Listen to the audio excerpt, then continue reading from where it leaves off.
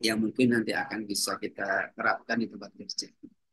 Baik, terlebih dahulu saya akan menjelaskan kaitan eh, bahwa di tempat kerja itu kita tidak akan lepas terhadap ini ya. Ada beberapa yang dimana kita bekerja itu tetap dan selalu berinteraksi ya, satu sama lain. Mungkin Bapak Ibu sekalian di tempat kerja masing-masing akan berhubungan dengan satu sama lain dengan beberapa faktor ini semua. Nah, kita banyak hal yang memberikan atau menyebabkan hal-hal yang tidak lepas dari adanya faktor yang namanya bahaya. Nah, kalau kita lihat, ini ada beberapa di tempat kerja yang sangat berpengaruh di dalam hal ini adalah eh, kinerja kita atau dalam hal ini adalah faktor bahayanya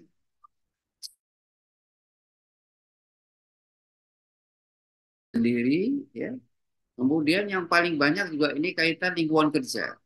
Saya kira bahasa lingkungan kerja ini cukup banyak dan selama ini itu tidak akan terkendali ya, walaupun dikendalikan satu sama lain, tapi tetap banyak hal kaitan lingkungan kerja, faktor lingkungan kerja ini.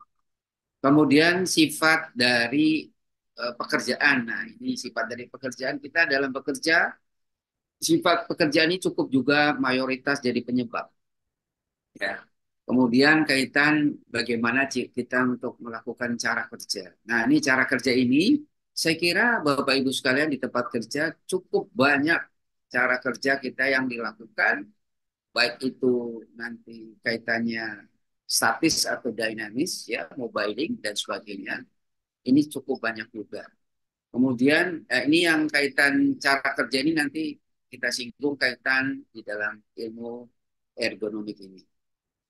Berikut adalah proses kerja. Nah, proses kerja ini kita tidak lepas di dalam industri itu pasti adanya proses kerja atau proses produksi ini. Proses produksi inilah yang menyebabkan hal-hal yang cukup banyak juga faktor penyebab orang itu bisa terjadinya suatu accident nantinya. Kemudian tidak lepas juga dengan peralatan. Nah, peralatan di mana alat kerja kita yang gunakan kaitannya apakah ergonomik atau tidak. Nah, ini juga menjadi penyebab ya. Nah, semua ini itu tidak lepas atau relevansinya ini semua tidak lepas dari bagaimana kita memanage, bagaimana kita mengelola. Nah, disinilah eh, kepiawaian seorang safety officer di dalam hal ini adalah untuk mengelola hal-hal yang penyebab faktor ini sehingga akan diusahakan atau diminimize ya. Kita bukan menghilangkan dari hal-hal yang faktor penyebab tapi meminimize apapun bahaya-bahaya yang ada di tempat kerja. Baik dari segi ini semua sehingga kita akan menjadi aman atau sehat lah gitu ya. Sehingga kecelakaan ini menjadikan nanti tujuan ketiga itu adalah zero accident. Nah, harapannya adalah produksinya meningkat gitu ya. Baik, ini garis besar interaksi saya kira Bapak Ibu sekalian sudah dapat ya, tentang materi-materi tentang ini. Nah, kita juga sudah mengetahui juga tentang faktor risiko cedera kecelakaan kerja itu ada tiga hal yang secara garis besar. Walaupun ini ada faktor lain yang bisa mencakup di dalam suatu proses produksi atau di dalam proses manusia itu berinteraksi, yaitu antara alat dengan bahan atau manusia itu sendiri. Di dalam hal ini, ketiga hal ini adalah suatu proses di mana proses inilah menyebabkan yang beraneka ragam yang kaitannya sub bahasanya nanti bisa menyebabkan orang itu cedera yaitu di bidang keselamatan apabila dia atau apa di dalam prosesnya itu berhubungan dengan pencemaran yaitu kaitan di lingkungan kemudian antara manusia dengan bahan ini akan terjadi suatu kesehatan atau bidang kesehatan ya. Nah, ini tiga hal ini yang cukup penting di mana manusia itu nanti akan berkolaborasi dengan pekerjaan. Baik, nah saya kira Bapak Ibu sekalian kita menengok ya, ini apa sih sebenarnya ergonomik itu? saya kira selama ini di tempat kerja itu ergonomik ini suatu yang banyak hal terjadi ya. Sebenarnya banyak hal yang terjadi karena semua di dalam kegiatan aktivitas kerja itu tidak lepas dari yang namanya kenyamanan kerja. Nah, saya kira sekarang sudah banyak diterapkan di tempat kerja sehingga orang itu akan menghasilkan atau mengharapkan kenyamanan di dalam bekerja. Bukan hanya gaji, tapi kenyamanan di dalam bekerja itu lebih utama. Gitu. Nah, ini kalau kita melihat ke belakang, seberapa besar itu si ergonomi itu? Nah, ini ternyata kalau kalian lihat itu sejak Perang Dunia Kedua ini sudah ada itu ya. Artinya orang berpikir nih, bagaimana kita, terutama dulu itu kan banyak yang orang itu masih mengubur kekuasaan, menyebabkan orang itu ingin menguasai wilayah dan sebagainya, makanya orang berperang, ya kan? Karena luasan wilayah yang memang cukup diinginkan oleh manusia waktu itu. Nah, waktu itu banyak hal yang kaitannya orang itu berpikir, orang memegang suatu alat perang, terutama misalkan kayak senjata api, senjata laras panjang, dan sebagainya, itu sudah mengarah kepada yang namanya ergonomik di sana, sudah mendesainnya gitu. Nah, ini terutama di desain military equipment. Nah, kaitannya bahwa manusia itu punya kemampuan dan kapasitas yang sangat minim di dalam suatu alat perang tadi. Nah, kalau kita lihat, saya kira ini hanya sepintas selalu aja ya. Ergonomi itu saya kira Bapak Ibu sekalian sudah paham untuk ilmu ini, yaitu dari bahasa Yunani, yaitu ergon dan nomos, di mana suatu pengertian ini yang sangat simpel aja, yaitu aturan dan cara kerja intinya sebenarnya itu. Nah, kenapa konsep dasar ekonomi diperlukan? Nah, ini saya kira eh, ergonomi itu diterapkan di mana aja. Nah, ini makanya where is ergonomic applied ini saya kira kita paham ya. Walaupun kita bukan hanya di tempat kerja, tapi dimanapun kita bekerja atau dimanapun kita aktivitas kerja, itu diterapkannya ergonomi. Baik di rumah, di tempat kerja, di perjalanan, dan sebagainya. Saya kira seperti ini apa angkutan umum ya itu sudah menggunakan kursi-kursi yang memang memberikan kenyamanan ya. Nah, kapan diterapkan? Nah, saya kira ini kapan diterapkannya 24 jam. Kemudian harus diterapkan ekonomi ini kepada siapa? Semuanya ya, termasuk bayi ini ya, terus dari usia bayi sampai dewasa. Ini juga diterapkan. Kemudian apa sih sebenarnya diterapkan dengan ergonomi itu? Kenapa kok hubungannya dengan ergonomi itu dengan ilmu lain? Nah, saya kira ilmu ergonomi itu bukan ilmu yang berdiri sendiri. Dia akan berkolaborasi dengan ilmu lain sehingga dia mencakup keseluruhan gitu ya. Nah, saya kira Bapak Ibu sekalian tujuan ergonomi ini saya kira kita tahu bahwa ada beberapa tujuan yang sangat rasional ya. Terutama kita itu intinya adalah fisik dan mental ini sehingga tidak akan menyebabkan cedera atau penyakit akibat kerja sehingga eh, banyak hal yang kaitannya hubungan-hubungan yang pekerjaan ini tidak menyebabkan orang itu jadi cedera. Nah, itulah tujuan yang akan kita bahas yaitu tujuan ekonomi gitu ya. Di samping itu, secara eh, rasional itu manusia itu sebenarnya adalah menginginkan bahwa terciptanya suasana kerja itu harus yang nyaman, harus yang berkualitas, harus yang kualitas hidupnya tinggi. Nah, sehingga inilah tuntutan yang memang harus dipenuhi ya, suatu hak dari suatu pekerja atau pekerja. Nah, ini salah satu tujuan ergonomi. Eh, kita tahu bahwa ergonomik itu ilmu terapan. Jadi bukan ilmu yang kita secara saintifik, tapi ilmu terapan yang memang di sini diterapkan. Ya karena adanya hubungan satu sama lain bahwa secara fisik eh, manusia itu akan berhubungan langsung dengan alat tadi ya. Nah, kalau melihat dari segi sains yang berhubungan dengan ilmu ergonomi, saya kira cukup banyak nih ya.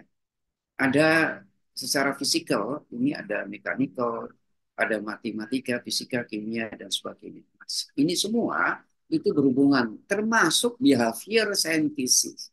Nah, inilah yang kita selama ini bekerja, bukan hanya apa namanya itu melakukan aktivitas, tapi secara fisiologis kita juga berpengaruh gitu ya.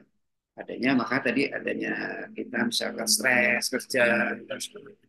Nah, ini yang menyebabkan kita harus tahu bahwa di pekerjaan itu cukup banyak ya, kaitan hasad yang ditimpakan oleh kita. Nah, ini konsep keseimbangan yang ergonomi. Saya kira ini ergonomi ini banyak mengatur kaitan kapasitas perseorangan, ya, kapasitas fisiologikal, ya, kemudian secara psikologi, kemudian biomechanical, ya. Nah, ini yang harus dipandang bahwa konsep ergonomi ini ternyata memberikan suatu kenyamanan dan memberikan kelebihan di dalam benefit ergonomi, ya. Di tes Deming material corrective ini juga bisa menurunkan orang itu menjadi sehat, ya. Baik, kalau kita lihat histori ergonomik ini memang benar dulu itu military ergonomik itu tahun 50 nih sudah diterapkan. Nah, kadang kita baru tahunya ah, apa sih itu ergonomik itu dan apa sih alat-alat yang sesuai dengan ergonomik. Nah, ternyata baru-baru ini yang tahun 2000 ke atas ya. Nah, ini mulai diterapkan beberapa peralatan-peralatan yang memang di situ mengacu kepada kaidah ergonomi. Nah, ini ada industrial ergonomi tahun 60 ya, customer ergonomi ya, customer ya, komputer ya, ini juga banyak ya. Komputer ini waktu itu ada yang sifatnya yang memang keyboard ya, dulu pakai keyboard, sekarang saya kira keyboardnya eh, sudah lain ya, sudah lain.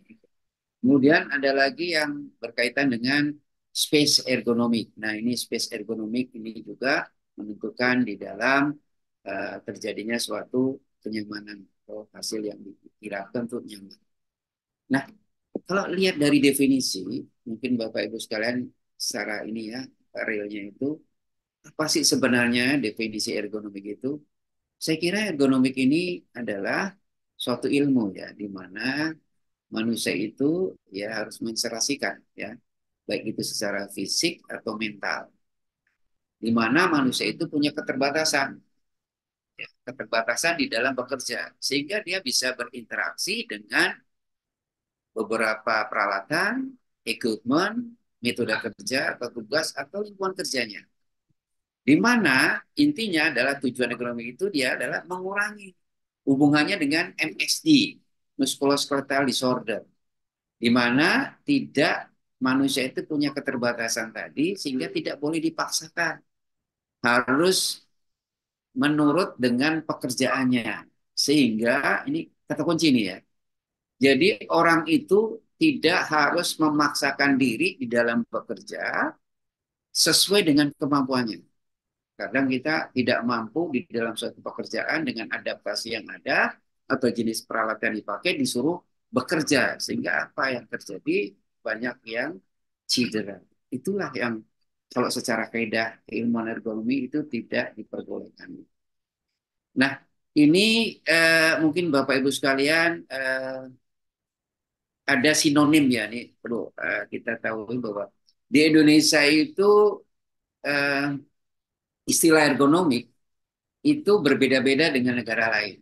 Nah, ini sinonim kalau di Amerika itu US state ya, itu namanya human factor. Dia terkenal dengan human factor. Jadi istilah dari ergonomi. Di Jerman lain lagi nih, ada lagi ini bahasanya Arbeit Physiology or Physiology. Di Eropa itu ergonomics, di Europe ya. Kemudian istilah lain juga human system interface, man machine system. Nah, ini kata sinonim dari ergonomi ya. Jadi kalau bicara ergonomik ya sebenarnya ya antara hubungan manusia dengan mesin sebenarnya ya.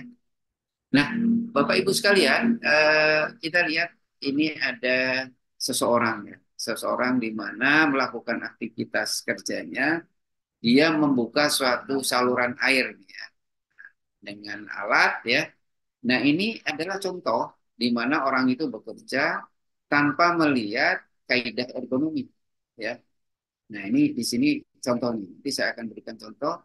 Nah, sebenarnya manusia itu harus mengarah kepada ini semua, yaitu bagaimana seorang pekerja itu harus fit terhadap pekerjaannya, baik itu toolnya, baik itu tugasnya, baik itu workstationnya, baik itu proses. Sehingga ini harus rasi semua. Makanya di ergonomi ini harus dibuat di tempat kerja. Nah, ini contoh Bapak Ibu sekalian bahwa seseorang dalam mengangkat beban ya. Nah, kalau di kita, di perawat-perawat kita nih ya, ini masih manual ya. Ini heavy lifting-nya ini kalau ada pasien yang sakit ya. Makanya di rumah sakit kita ini banyak perawat-perawat yang HNP.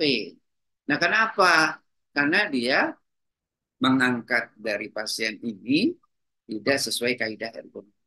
Apa sehingga menyebabkan ini ada namanya postur awkward yang terjadi. Jadi adanya gangguan di dalam LBP ini. Ya.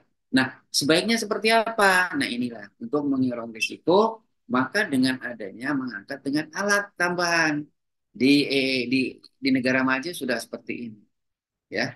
Nah, ini di kita masih belum ya, belum ada. Tapi walaupun satu dua ada, tapi teknik dalam pengangkatannya yang banyak yang salah. Nah, ini contoh kita yang lain lagi. Ini ada, saya kira sekarang sudah mengacu kepada bukan PC lagi ya.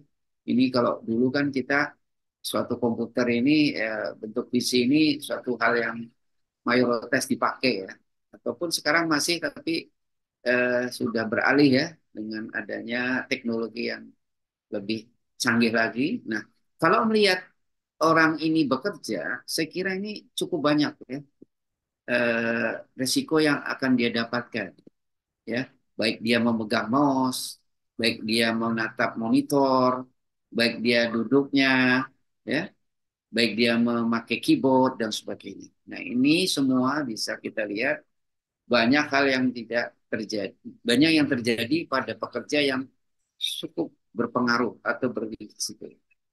Baik, ini contoh Bapak Ibu sekalian, ini ada beberapa teknik ya di dalam ergonomi yang dimana ergonomi ini diterapkan di tempat kerja dengan cara mengangkat beban. Nah, ini contoh seseorang yang mengangkat atau mengambil peralatan atau media kerja dengan alat tambahan berupa troli atau trailer ini ya troli ya, atau dengan menggunakan bahan tambahan kalau ini ada orang yang membutuhkan di ketinggian, nah dengan menggunakan tambahan dengan tangga ini. Nah, ini hal-hal seperti ini walaupun sepele, tetapi seseorang pekerja itu akan aman atau nyaman dia dalam bekerja, walaupun itu pekerjaannya cukup berat di dalam mengangkat barang. Nah, ini yang sering terjadi kita ini di industri. Kebetulan saya survei di beberapa industri itu ada termasuk di manufacture, ya, kemudian di oil and gas, ya dan sebagainya. Ini contoh di Jerman nih, misalkan ini contoh ya kurang lebih saya nggak sebut nama dan seterusnya. Ini orang duduk eh, dengan mengindahkan ya, mengindahkan kaidah ergonomi di mana dia duduk itu tanpa adanya sandaran. Nah, coba kita bayangkan dengan duduk kursi ini kayak orang makan bakso kan ya. Kalau orang makan bakso ini kan banyak hal kursi-kursinya yang seperti ini. Ini diterapkan di tempat kerja dan inilah berisiko banget ya. Saya kira ini perlu di dalam manajemen perlu di apa? Diadakan suatu eh, apa namanya itu support supaya lihatlah bahwa eh, cedera yang terjadi pada karyawannya itu banyak yang mengeluh ya. Nah, kemudian ini ada lagi orang membetulkan suatu mesin di mana dia ketinggian mesin dengan orangnya ini juga terbatas ya. Baik, ini juga orang kerja duduk dalam mengelas atau menggerinda, ini juga tidak mengindahkan ergonomi. Bahkan ini yang sering terjadi di gambar yang kedua, yang kelima ini ya. Orang dengan ketinggian tertentu, dia dengan temannya, dia saling memanggul. Nah inilah. Nah ini tanpa pengetahuan, tanpa adanya dia bahwa ini adalah bahaya, dia tidak pikir, dia melakukannya dengan seperti ini ya. Kemudian ini ada jangkauan manusia, di mana jangkauannya tidak mencapai. Nah ini juga bermasalah. Baik, nah ini contoh-contoh ya gambar yang di lapangan nih. Ada orang yang di bagian kuli panggul ini ya. Nah ini ada yang dia mengangkat barang. Nah ini juga biasanya cukup berat ya. Ini juga sama nih menahan suatu alat juga ya. Nah ini menekan dengan drill ya dan sebagainya.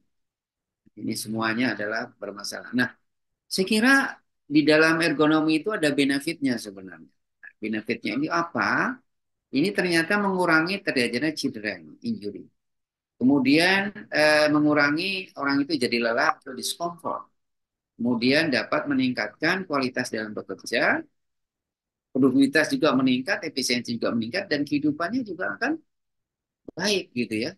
Nah ini standar yang kita pakai. Nah mungkin Bapak Ibu nanti bisa googling ya standar yang guideline-nya di website itu banyak. Nah ini saya pakai yang United States ya. Ada OSA, ada Europe. Nah, Europe ini di dalam standar itu ada vibration. Di Kanada ada Basic Council Standard ya, National Code ya. Nah, di Singapura itu terkenal dengan VDT-nya. Nah, Visual Display ini ya, terminal ya. Nah, di ISO kita ini juga mengadop juga, ANSI juga, instalasi juga, dan sebagainya. Nah, ini isu, saya kira isu cukup banyak ya tentang ergonomik itu apa sih? Nah, ilmu yang mempelajari ergonomik ini yang menyangkut semuanya ini ternyata banyak, ya, multidisipliner. Jadi kenapa ini penting? Kenapa? Karena ergonomik ini adalah ilmu yang didukung oleh beberapa ilmu lain. Contoh nih, misalkan kita mendesain. Nah, desain ini itu di dalam ergonomik itu pasti tidak untuk berdiri sendiri di ilmu desain itu tidak, tapi dia perlu juga misalkan di dalam anatomi ya, misalkan kita akan mendesain kursi ini kursi kerja, otomatis kita perlu juga ilmu anatomi, ya kan? Nah, kemudian ekonomi juga penting. Kenapa? Biaya untuk dikeluarkan untuk membuat kursi juga dikalkulasikan secara ekonomis. Ya, kemudian ada lagi psikologi. Nah, psikologi ini juga kaitannya makanya contoh kayak kursi ya, kursi kerja itu dibuatnya seindah mungkin, semenarik mungkin dengan baik itu warna, model dan sebagainya. Tapi dalam hal ini harus berkaitan dengan ergonomi. Nah, ini juga penting di dalam ilmu psikologi. Information science juga sama, engineering ini juga benar ada juga, dan semuanya ini berkolaborasi dengan ergonomik semua ya. Baik, ini basicnya saya kira ini udah, saya ini udah. Nah, kita melihat secara real kaitannya di Amerika sana namanya human factor ya, faktor manusia yang menjadikan kenapa kok ini di apa disinggung kaitannya manusia kok kenapa gitu ya. Nah, ternyata ya ini ada dua hal yang memang kita penting untuk membicarakan tentang manusia. Nah, yang pertama itu how to fit. Nah, kalau kita lihat ini, ya, manusia itu pasti ada perbedaan-perbedaan. Ya, makanya di ilmu ergonomik itu nanti ada namanya eh, perbedaan tentang ras, etnik, ya kan, nation, negara, ya, dan seterusnya lah itu. Nah, perbedaan ini pasti ada. Kemudian yang kedua adalah limitation. Nah, limitation ini keterbatasan. Nah, kalau kita bicara keterbatasan, manusia pasti ada. Ada yang memang keterbatasannya dalam hal eh, ketinggiannya dalam menjangkau atau yang sifatnya sifat yang tidak mampu untuk melakukan karena keterbatasannya. predictable. Nah, ini juga orang tidak bisa menyentuh hal-hal yang memang secara akurat ya, akurasi. Nah, di samping itu ada juga namanya secara ini apa dari human factor itu ternyata kemampuan manusia itu secara optimising ya itu pasti ada namanya more productive work ya. Pekerjaan yang lebih dari disyaratkan oleh manajemen gitu ya. Tapi di sini tidak mungkin manusia itu akan mampu. Nah, sehingga ada namanya less effort, creative buying ya, buying. Nah, ini juga menentukan ya di mana kapasitas manusia itu akan berubah. Baik, nah ini contoh gambaran secara ringkas saja. Ini ada seseorang yang limitation ya, di mana dia itu dalam menjangkau suatu peralatan di dalam elektronik pekerjaan itu di mesin dia tidak mampu atau tidak menjangkau, tidak karena limitation karena tangannya pendek atau apa ya, sehingga dia sampai terjadi namanya risiko di dalam sini ya di punggung ini. Kemudian people or different ya ini juga cukup banyak ya antara manusia yang bentuknya tinggi pendek ya di mana orang Asia rata-ratanya 160-an atau 150 di Eropa sana itu di Amerika sana itu 200-an ya. Nah, ini tidak seimbang dengan adanya atau tidak sama di satu sama lain di suatu negara. Makanya kalau di negara-negara lain itu banyak yang memproduksi suatu alat, misalkan mobil, otomotif ya gitu ya, dan sebagainya itu disesuaikan dengan nation. Nah, negaranya itu Asia, Afrika, Amerika, Eropa dan sebagainya ya. Nah, sehingga produk produksi itu standarnya sesuai dengan ergonomi. Sekarang sudah ke sana. Nah, predictable ini artinya orang berprasangka reaksinya apa sih? Nah, contoh adalah saklar nih ya. Ini bagian dari ergonomik juga saklar. Nah, kalau kita lihat, saklar ini kadang kalau kita lihat di rumah, itu yang ergonomik itu sudah tersertifikasi SNI atau dengan diatur oleh ISO juga ada. Jadi dalam memasangnya tidak boleh apa namanya ya, salah gitu ya.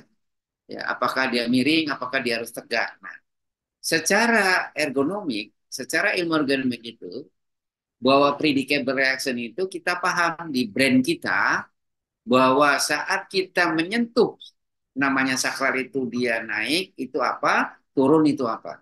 Ya. Kadang kalau naik itu apa? Bisa itu eh, nyala, turun berarti mati. Nah, itu brand kita harus tahu di situ. Ya, jadi jangan sampai nanti salah pasang di dalam rumah atau di tempat kerja atau di mesin-mesin yang memang predictable reaksinya ini bagi orang tuh. Baik, nah ini contoh VDU. Nah, VDU ini cukup banyak ya di tempat-tempat kerja, terutama di mesin-mesin yang potensial. Nah, nah ini ada beberapa klasifikasi faktor resiko di dalam kardia ekonomi. Yang pertama ini saya singgung adalah postur janggal. Saya kira postur janggal ini ada empat ya, saya kira ya. Di dalam risiko ergonomik ini ada empat hal. Yang pertama adalah postur janggal atau awkward posture ya. Ini saya ngambil di Human-Tech ya. Human-Tech ini suatu eh, apa namanya buku yang memang referensinya nih cukup bagus ya, lumayan ini. Nah, eh, postur janggal ini biasanya terjadi pada orang-orang dalam bekerja di dalam aktivitas ini tidak normal dalam tidak normal sehingga dia akan mengandung beberapa waktu-waktu yang lama di dalam bekerja. Nah, disinilah menjadikan terjadi postur janggal. Postur normalnya apa? Nah, berarti di mana anatomi tubuh itu tidak terjadi suatu penekanan atau pergeseran di dalam bekerjanya, baik itu tendon, otot, dan sebagainya. Ya, ini kaitan faktor risiko di dalam kaidah ergonomi adalah pertama adalah postur janggal. Nah, ini contoh nih ya. Nah, Anda kalau melihat ini, saya kira yang benar tuh yang mana sih dalam mengangkat atau menurunkan atau menarik atau mendorong. Nah, kalau melihat dari ini, saya kira cukup banyak beberapa hal yang orang tidak mengerti dengan kaidah ergonomi. Contoh mengangkat. Ini suatu hal yang kalau melihat dari sini adanya suatu risiko nanti, ya. Karena salah mengangkat karena tumpuan titik tumpu kita itu digunakan full secara menyeluruh untuk mengangkat barang ini, ya. Ini salah.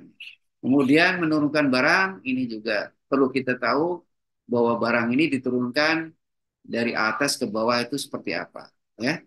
Mendorong, nah ini mendorong inilah yang menjadikan kita kadang lupa dalam mendorong barang ini dengan posisi yang salah, ya, sehingga kita perlu juga melihat supaya tidak terjadinya cedera. Nah, di sini ada juga menarik.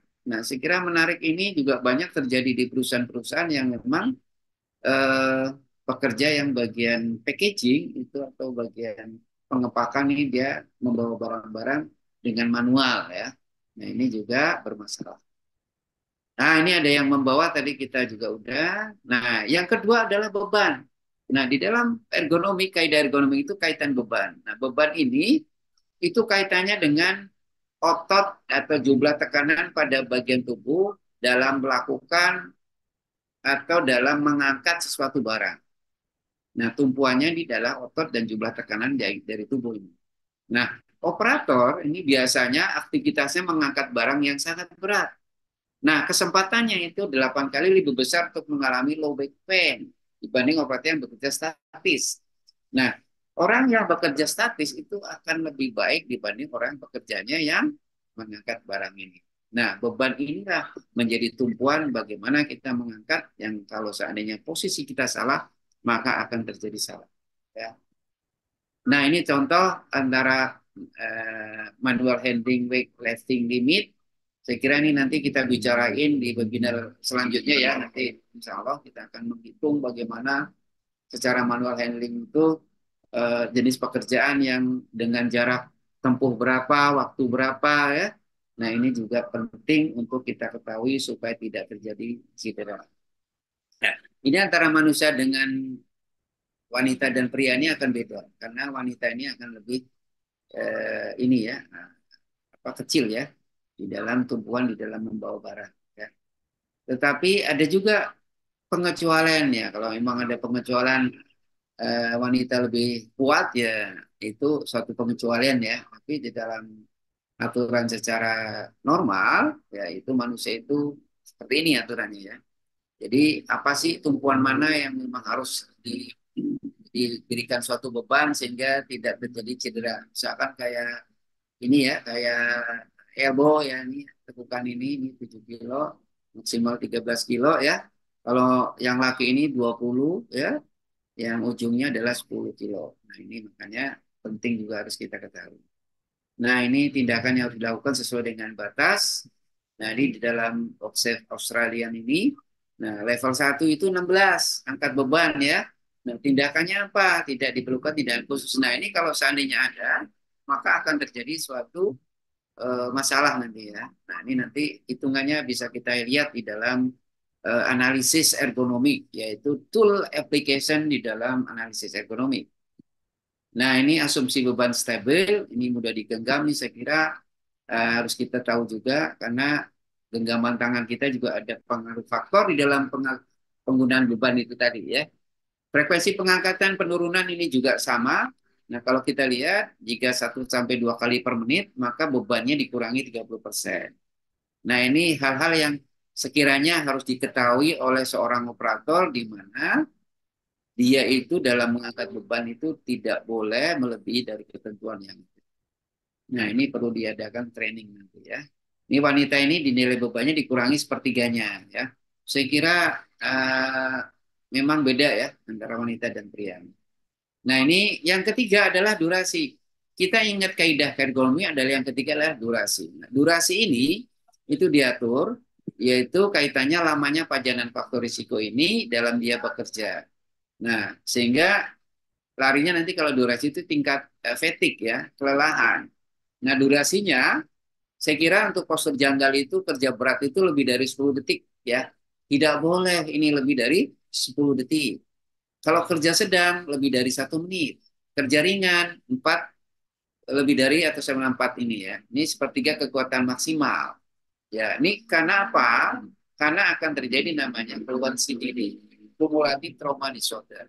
Nah, ini waktu istirahat itu harus ada ya 10-15 menit setelah bekerja 2 jam. Nah, ini kita harus paham di sini. Makanya kalau kita mengangkat barang itu tidak boleh maksimal terus-terusan gitu ya. Nah, harus ada jeda namanya istirahat ya. Baik. Yang keempat adalah frekuensi. Nah, tidak lepas dari dalam tiga tadi adalah frekuensi. Frekuensi itu ada keseringan kita melakukan gerakan atau aktivitas kerja. Saya kira ini cukup banyak ya. Kadang kita lupa dengan pekerjaan kita, dengan asiknya kita sering terus melakukan aktivitas kerja itu, di mana sifatnya homogen, artinya terus-menerus. Nah, ini pengulangan-pengulangan ini terjadinya predicator, akurat cedera, seperti gaya, durasi, postur, dan waktu pemulihan juga harus dipertimbangkan. Ini kaitan frekuensi. Ya. Nah, ini frekuensi ini ada aturannya juga. Kalau kita melihat, merujuk ya, kalau frekuensi pengangkatan sekali-kali ini antara dewasa dengan tenaga kerja muda ini agak beda ya. Antara dewasa itu 40 sekali-kali ya. Wanita itu 15, kalau yang tenaga kerja muda 15, 10 sampai 12. Kalau yang terus-menerus ini 15 sampai 18, wanita 10 dan tenaga kerja muda ini 10 sampai 15 ya. Nah, ini kaitan pengangkatan menurut beban yang disyariatkan. Nah, eh, saya kira ergonomik ini kalau melihat dari rujukan yang ada itu banyak di sektor ke industri dan industri ya. Nah, ini saya kira ini sudah tadi ya. Nah, ini contoh dari application di dalam ergonomik, ini contoh ringan aja ya, orang dengan mengangkat atau ini ya, tukang cukur nih ya. Nah, ini dengan orangnya tinggi, ini yang tukang cukurnya pendek ya di barbershop, atau orang bekerja komputer dan seterusnya ini ya. Nah, ini gangguan juga ini juga menyebabkan cedera di dalam ergonomik. Nah, ergonomic risk application ini yang menjadi masalah nih untuk kita di tempat kerja kita itu, ada orang yang berputar-putar di dalam bekerja, di mana sifatnya dia repetitif ya. Ini contohnya adalah orang yang menaruh barang dari kardus ini ke rak ya. Nah, ini putar dia terus bolak-balik terus. Nah, ini berapa kali dia akan mengalami uh, frekuensi yang dilakukan. Nah, ini juga tidak boleh melebihi sesuai ketentuan kaidah ergonomi. Ada juga orang yang pekerjaannya miring. Nah, miring itu artinya dia membungkuk benar. Ya, dia membungkuk miring ya, membungkuk kanan kiri dan sebagainya gitu. Nah, ini juga ada juga. Ada juga yang orang kerjanya bungkuk benar-benar nih seperti ini. Contoh gambar ini adalah gambar orang bekerja yang apa nih? Kalau melihat dari kerjanya dia akan memotong ini ya, suatu misalkan kayak keramik kali ini. Dia membungkuk benar. Ini juga menyebabkan cedera. Nah, saya kira ini sama aja nih ya. Nah, ini yang perlu kita tahu bahwa ternyata unsafe action cause accident itu terjadinya 30% lebih besar dari orang-orang di mana posisi di dalam pekerjaan itu yang salah ya. Ini yang lumayan. Kalau housekeeping ini lumayan ya, cuma 12%. Not using protect equipment saya kira ini cuma 12 juga. Dan ini juga yang paling besar ini position tadi ya. Nah, kalau kita lihat juga ini ada ergonomi hazard. Nah, ini ergonomi hazard ini tadi ya. Nah, kalau kita lihat desain tempat kerja yang tidak memadai ya, ini yang kita akan tahu seperti apa sih desain kerja tempat kerja yang tidak memadai. Makanya workstation itu harus dirancang. Nah, dirancangnya itu sesuai dengan kaidah ergonomi. Kemudian peralatan kerja yang tidak ergonomik atau friendly ergonomis, ergonomic friendly. Jadi tidak bersahabat lah gitu ya. Tidak baik lah gitu atau tidak sesuai dengan kaidah ergonomi. Kemudian layout lingkungan kerja yang tidak aman dan nyaman. Kemudian beban kerja ya, ini sangat berlebihan, ini cukup banyak.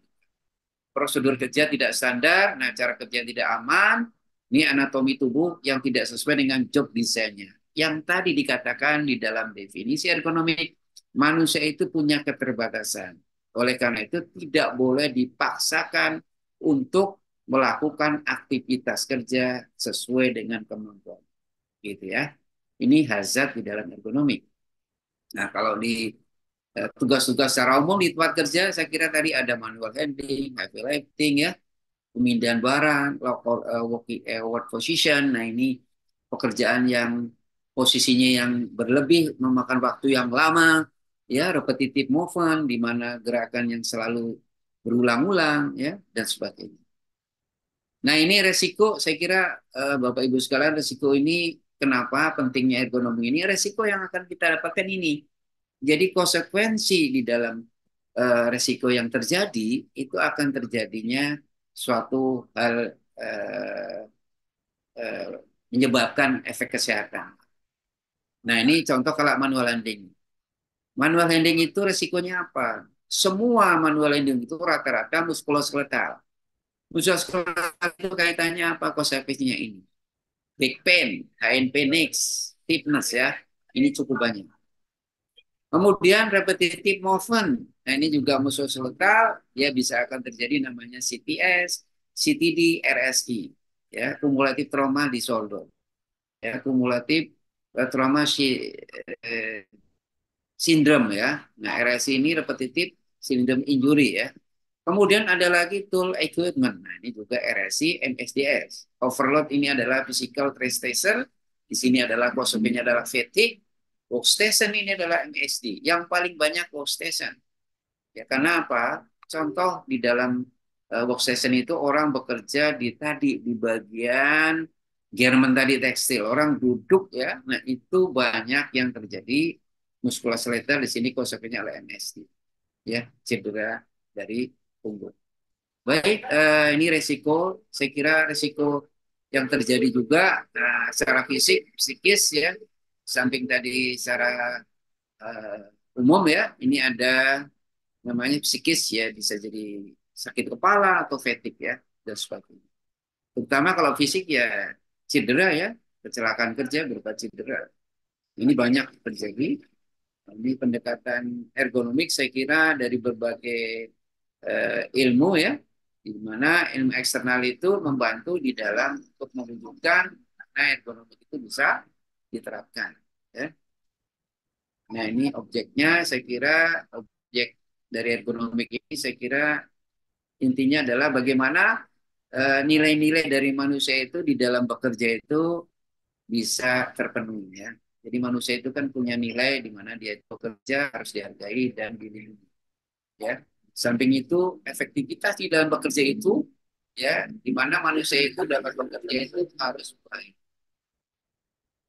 Ini saya kira secara bersama-sama di dalam ergonomik itu harus ada namanya organisasinya terus baik, employee-nya juga harus well-being, artinya di sini orang jadi sehat, ya.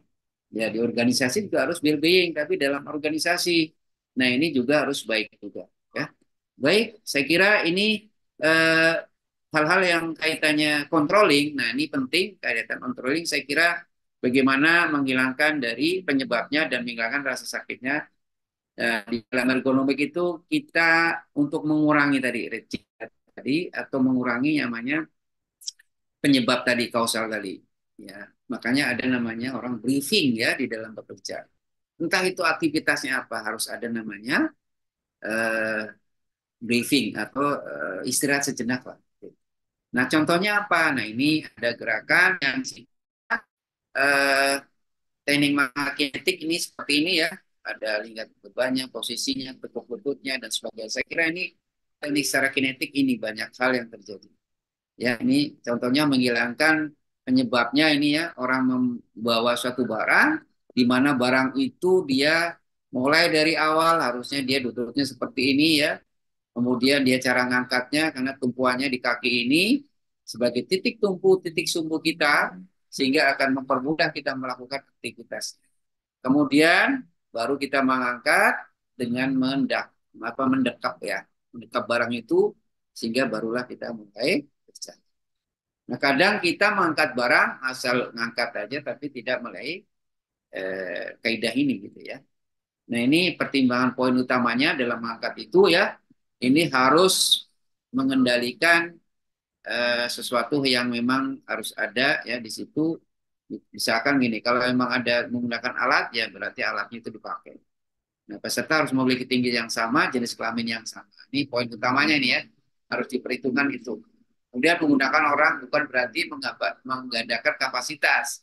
Jadi kita kalau seandainya tidak bisa bekerja sendiri, kita harus bisa mengajak seseorang itu bisa untuk membantu kita. Nah, ini namanya bekerja tim namanya. Jadi bukan artinya kita menggandakan kapasitas, tapi kitanya ini mengajak supaya mengurangi beban bersama-sama.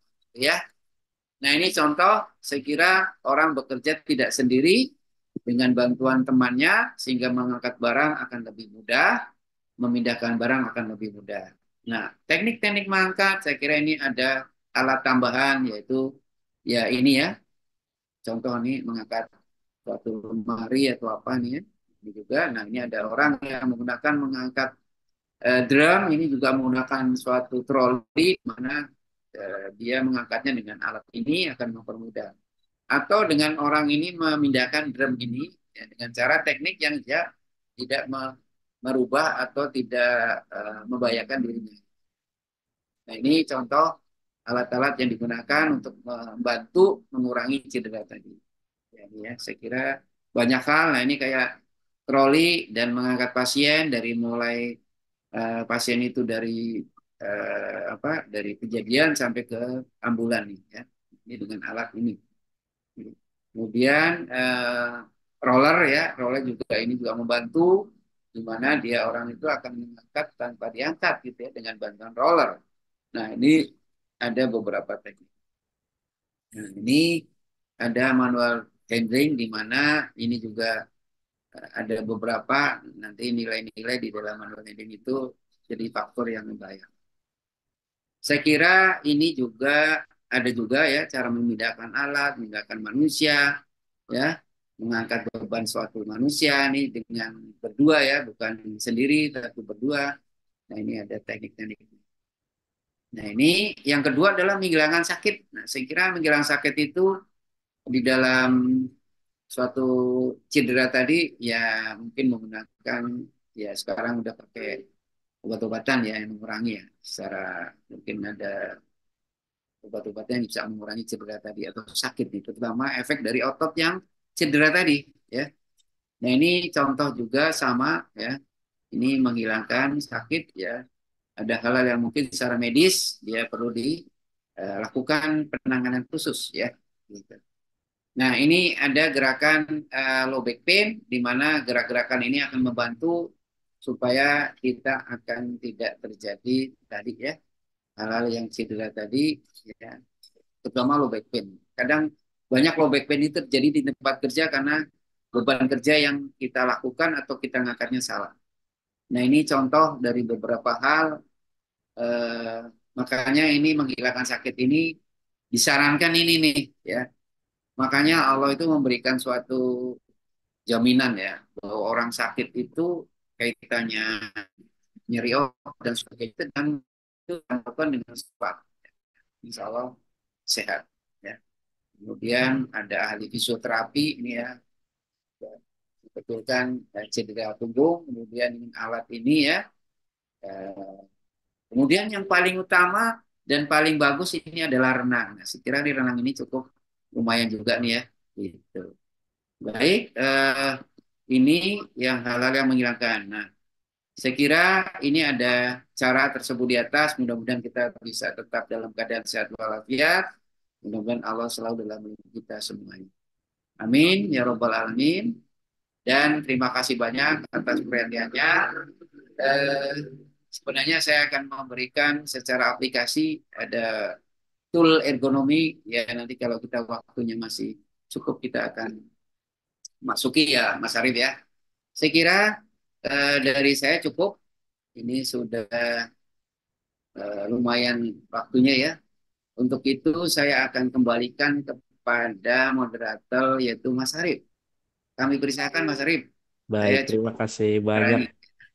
Terima kasih banyak Pak Joko untuk materinya luar biasa ya, teman-teman semuanya. Dan ini sudah ada yang bertanya untuk Bapak Ibu semuanya yang ingin bertanya terkait dengan materi yang disampaikan oleh Pak Baik. Joko hari ini. Silahkan bisa tuliskan pertanyaannya di kolom Q&A. Nanti kita akan bahas satu persatu untuk pertanyaan dari Bapak Ibu semuanya. Namun sebelum kita lanjut ke sesi tanya jawab, Pak Joko, saya izin untuk share terlebih dahulu terkait informasi yang akan teman-teman dapatkan, terutama untuk sertifikat. Nah, Baik. teman-teman semuanya, terkait sertifikat, hari ini teman-teman akan dapat secara gratis dengan catatan sudah install aplikasi Mika Super App K3 atau Mika Pro, ya, sama saja, dan berstatus platinum. Pak, kok berbayar katanya gratis? Ya, kalau untuk sertifikat ini memang gratis Bapak Ibu, tapi harus berstatus platinum dan untuk status platinumnya ini ada berlangganan ya. Jadi Bapak Ibu bisa 3 bulan, 6 bulan ataupun 1 tahun. Tapi selama masa aktif platinumnya masih ada atau masih aktif, Bapak Ibu bisa mendapatkan sertifikat setiap hari Sabtu secara gratis. Yang penting Bapak Ibu sudah mengisi absensi. Seperti itu. Dan selain itu Bapak Ibu juga bisa mendapatkan akses regulasi K3 dan juga modul pelatihan ya untuk statusnya platinum. Jadi pastikan Bapak Ibu semuanya bisa cek nih aplikasinya apakah sudah berstatus platinum atau silver. Kalau masih silver gimana Pak? Bisa nggak saya upgrade-nya nanti akhir bulan, tapi sertifikat sebelum-sebelumnya bisa terbit nggak? Bisa. Yang penting Bapak Ibu silahkan bisa upgrade apa namanya aplikasinya. Nanti infokan ke saya terkait dengan judul apa saja yang belum terbit selama masa aktifnya masih silver. Nanti saya bantu terbitkan. Ya. Oke, bagaimana cara untuk upgrade aplikasi Mika-nya dari silver menjadi platinum? Silahkan bisa simak video berikut ini. Tutorial upgrade Platinum Member aplikasi Mika Super App K3. Yang pertama, silahkan Anda klik salah satu gambar gembok yang ada pada halaman beranda Anda, kemudian klik upgrade kartu Platinum. Lalu, Anda bisa pilih dengan 3 masa aktif kartu, 3 bulan, 6 bulan, ataupun 1 tahun. Setelah itu, klik upgrade sekarang. Kemudian Anda bisa pilih metode pembayaran melalui virtual account atau juga e-wallet. Setelah itu, klik bayar. Kemudian, silahkan salin rekening virtual Anda dan lakukan transfer berdasarkan nominal yang telah tersedia pada aplikasi. Dan khusus Anda yang menggunakan Mandiri, silahkan Anda pilih pihak ketiga, yaitu Sendit 88908, sesuai dengan 5 angka yang ada di depan rekening virtual Anda. Setelah Anda transfer, silahkan Anda buka kembali aplikasi Mika Super App K3, lalu refresh kembali aplikasi Anda. Setelah itu, Anda bisa klik nama Anda, lalu akan muncul member card Platinum. Nah, itu tadi ya cara untuk upgrade menjadi member card platinum. Silakan bisa Bapak Ibu upgrade dan bisa mendapatkan 2 fitur tambahan yaitu regulasi dan juga modul pelatihan. Oke, nah untuk rekaman webinar setiap hari Sabtu, kalau misalkan Bapak Ibu ingin ditonton kembali ya, nah kita juga akan upload di channel YouTube-nya Kak Cik Deni. Jadi silakan Bapak Ibu bisa lihat di channel YouTube-nya Kak Cik Deni terkait dengan rekaman-rekaman webinar sebelumnya dan nanti Bapak Ibu juga bisa akses ya video hari ini untuk rekamannya di channel YouTube-nya Kak Cik Dini. Jangan lupa subscribe dan klik tombol lonceng supaya nggak ketinggalan video-video terbaru dari Kak Cik Dini. Dan selanjutnya adalah untuk Bapak Ibu semuanya yang memiliki SKP dan juga lisensi, terutama untuk ahli K3 umum, pastikan tidak expire lebih dari 1 tahun. Kenapa? Karena kalau Bapak Ibu sudah lebih dari 1 tahun expire-nya ya, misalkan expire-nya 2020, lalu Bapak Ibu baru upgrade-nya baru perpanjangan 2024, artinya kan sudah lebih dari 1 tahun ya. Nah itu perlu refreshment ya, harganya lebih tinggi dibandingkan harga perpanjangan biasa. Kalau belum lebih dari 1 tahun maka cukup perpanjang saja, tidak perlu ikut refreshment atau ikut training ulang ya. Nah, kemudian kami juga bisa membantu untuk Bapak Ibu semuanya yang memiliki lisensi K3 lainnya dan ini harganya di 1,2 ya, teman-teman. 1,270. Pastikan bisa dicek Bapak Ibu semuanya untuk lisensi K3 atau lisensi dan juga SKP ahli K3 umum belum expire ya lebih dari 1 tahun. Oke. Oke, lanjut. untuk Bapak Ibu semuanya yang ingin ikut pelatihan K3 dimanapun PJ K3-nya. Nah, pastikan Bapak Ibu cek dulu apakah PJ K3-nya sudah terdaftar di teman K3 atau belum. Caranya gimana? Buka aplikasi Mika, kemudian ada menu teman K3. Nah, nanti Bapak Ibu silahkan cari PJ K3. Nah, klik menu yang cari PJ K3, kemudian tuliskan nama PJK3-nya ya. Nah, nanti bidangnya apa? Nah, nanti otomatis akan terscreening berdasarkan validasinya dari teman K3 kemnaker.go.id. Dan ini secara real time. Nah, kemudian untuk Bapak Ibu juga misalkan ada yang sedang ikut tender, kemudian ada timnya atau kontraktornya mempunyai sertifikat ahli K3 misalkan. Nah, bisa dicek keasliannya apakah sudah terdaftar di teman K3 atau belum. Apakah asli atau tidak? Caranya gimana ceknya? Sama, tapi menunya adalah di menu cari personel. Nanti tinggal dituliskan saja nama lengkap, tanggal lahir ya, nomor WhatsApp serta jenis sertifikatnya apa. Dan ini nanti Bapak Ibu bisa langsung dicek keasliannya di aplikasi Mika Super App K3 dan ini langsung divalidasi oleh teman K3. Dan dengan catatan kalau untuk cari personel ini bisa dicari untuk sertifikat yang terbitannya tahun 2022 ke atas. Kalau 2022 ke bawah artinya 2021, 20, 19, 17 itu tidak bisa. Karena untuk fitur teman K3 ini baru dibuat oleh teman K3-nya per 2022 sehingga 2022 ke bawah itu tidak bisa dicek keasliannya. Harus konfirmasi ke PJK3-nya langsung. Seperti itu ya Bapak Ibu semuanya. Lanjut, untuk Bapak Ibu semuanya yang ingin ikut sertifikat atau sertifikasi ahli K3 umum. Nah, yang ingin terjun ke dunia K3, penting banget untuk bisa ikut ahli K3 umum Kemnaker RI. Dan kita ada di tanggal 31 Agustus ya, karena untuk di awal Agustus ini sudah running dan sudah full ya Bapak Ibu semuanya. Dan ini pendidikannya adalah minimal D3 berijazah ya teman-teman. Kalau misalkan teman-teman, ini online training, tapi kalau pengen yang offline gimana? Nah, ada juga. Untuk yang offline kita akan hadirkan di tanggal 16 Agustus ya. Dan ini minimal D3 juga. Ada perbedaan nggak Pak harganya? Nah, untuk sekarang kami berikan harganya sama baik yang online dan offline. Kalau dulu kan harga yang offline lebih mahal ya dibandingkan yang online. Nah, kalau sekarang baik online maupun offline harganya sama ya Bapak Ibu. Kemudian kalau misalkan Bapak Ibu semuanya yang pendidikannya bukan D3 gimana misalkan SMA atau SMK tapi mau mendapatkan sertifikat ahli K3 bisa ikut yang BNSP. Nah, kita ada pelatihan ahli K3 BNSP secara mandiri ya dengan materi pembelajarannya nanti Bapak Ibu bisa dengan cara menonton video materinya melalui website Milea ya yang sudah kami sediakan dari harga normalnya 2,5 juta yang biasanya kita buka harga ahli K3 BNSP 2,5 juta dan ini cukup 850.000 saja. Nah, kalau teman-teman mempunyai kenalan dari Mediatama, teman-teman bisa hubungi tim Mediatama, nanti bisa mendapatkan potongan 100.000. Jadi cukup 750.000 saja dari harga 2.500.000. Menarik ya Bapak Ibu semuanya. Silakan bisa hubungi tim Mediatama yang Bapak Ibu kenal dan nanti sertifikatnya langsung dari BNSP serta setelah nanti Bapak Ibu mendapatkan pelatihan secara mandiri melalui tonton videonya, video materinya, Bapak Ibu ikut uji kompetensi.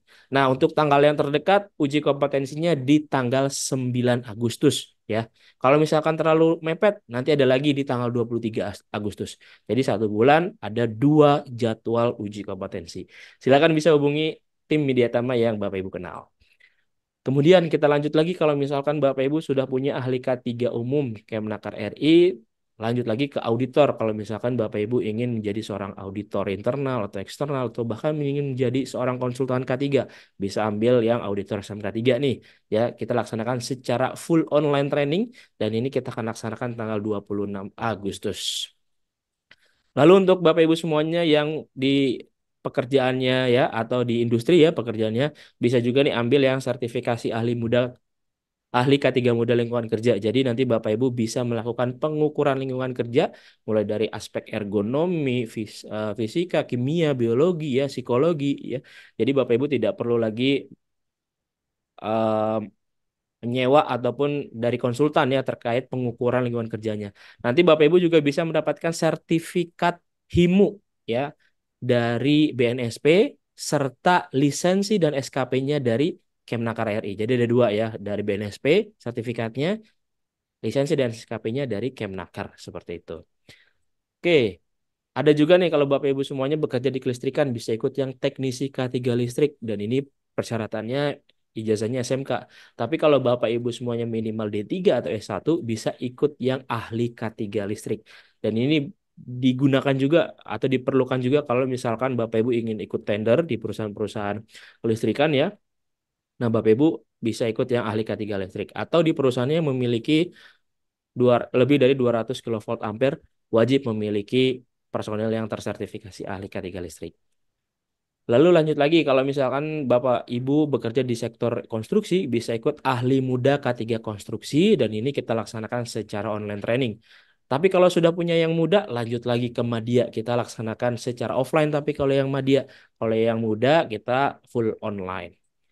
Lalu kalau untuk bapak-bapak yang bekerja di supervisor perancah, ya bisa ikut, atau yang bekerja di sektor perancah, yang mengawasi perancah, ikutnya yang supervisor perancah. Tapi kalau yang memasang dan membongkar perancah, ikutnya yang teknisi K3 perancah. Ada beberapa waktu saya lihat tidak cuma bapak-bapak doang yang ikut terkait dengan teknisi dan juga supervisor perancah ya, ada juga ya ibu-ibunya luar biasa. Oke, kemudian kalau misalkan kita masuk ke dalam tim tangkap darurat, Bapak Ibu juga bisa ikut yang petugas peran kebakaran kelas D. Kita akan laksanakan secara blended training, artinya praktiknya offline, tapi materinya dilakukan secara online melalui Zoom ya. Nah, termasuk kalau misalkan Bapak Ibu sudah punya nih yang kelas D, lanjut lagi ke kelas C atau regu penanggulangan kebakaran. Dan ini nanti Bapak Ibu akan belajar secara tatap muka ya, dan nanti akan belajar memadamkan api menggunakan hidran dan HCBA. Kalau yang kelas D itu menggunakan APAR dan fire blanket. Atau Bapak Ibu semuanya juga yang masuk ke dalam tim tanggap darurat bisa ambil juga yang petugas P3K, dan ini kita laksanakan secara offline training ya untuk bulan Agustus ini. Kalau yang bulan lalu kita laksanakan secara blended, tapi kalau untuk Agustus ini kita laksanakan secara tatap muka. Jadi nanti Bapak Ibu semuanya bisa praktek bagaimana cara RJP yang benar gitu ya, dan juga bagaimana nanti caranya Bapak Ibu memidai gitu ya. Nah, nanti akan praktek langsung bersama para praktisi di sini. Lalu untuk Bapak Ibu juga ada nih, Bapak Ibu ya, untuk yang bekerja di ketinggian ya, menarik ya. Bisa ikut yang TKBT tingkat 2. Nah, ini kalau yang menggunakan aksesnya perancah. Nah, ikut yang TKBT tingkat 2. Tapi kalau yang bergelantungan di atas tali, bisa ikut yang TKPK tingkat 1. Kemarin saya lihat juga ada beberapa yang tidak hanya laki-laki ya, ada yang perempuan juga yang ikut terkait dengan TKBT atau TKPK. Kemudian untuk operator forklift, dan ini kalau misalkan Bapak Ibu di perusahaannya ada forklift, pastikan CEO-nya aktif, tidak expire atau bahkan palsu. Nah, silakan bisa ikut operator forklift kelas 2. Mediatama juga memberikan secara online training, dan nanti prakteknya gimana? Prakteknya adalah di tempat atau di perusahaannya masing-masing menggunakan forkliftnya masing-masing. Kalau tidak punya forklift, nanti Bapak Ibu bisa sewa di tempatnya. Dan nanti prakteknya menggunakan Zoom, direkam, dan nanti langsung ada penguji yang langsung akan memvalidasi terkait penggunaan forkliftnya. Lalu untuk Bapak Ibu semuanya yang bekerja di rumah sakit bisa ikut K3 Rumah Sakit Kemnaker RI, dan ini berfungsi untuk pada saat Bapak Ibu akreditasi ya di rumah sakitnya. Atau juga yang BNSP ikut yang paramedis K3 Muda, dan ini kita laksanakan secara online training ya. Kemudian kalau misalkan ingin mendapatkan sertifikat ruang terbatas, kami juga ada nih teknisi K3 ruang terbatas. Dan nanti Bapak Ibu juga bisa praktek langsung bagaimana caranya bekerja di ruang terbatas ya.